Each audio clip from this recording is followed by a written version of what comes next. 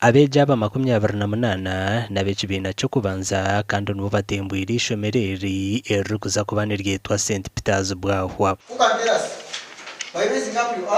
Hata nibashomera omu nju y'ekereziya eya St. Peter's kandi okutandika kushomera aha nikiijaho bwanyuma ya district okuhinguza ngu egomborero egi nayo etunga ishomero erikukwatirwaho gavumenti. Tufunireho abayambi baterezaho ebitabo bike nkate bikumara abo kurigera abana bariyo nibiza kandi bakiyo nibeyongera tubaro twine ntebe zikumara ntebe zona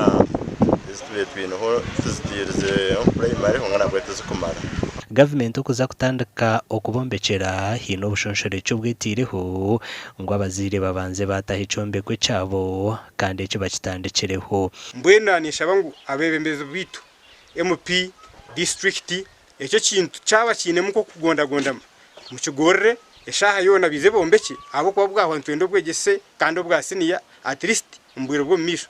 Abantu bagira ngu okutunga ishomero mu kicweka cyabo nikiza kureetaho empinduka bitu n'obwembeera eyibarumira kubi. N'abantu bingi bakarimwa kushoma abo butagira secondary yahihi marate ni nsima government hamwe n'abazaire bona batirumwa amani kombeka isomero eri St. Peter's.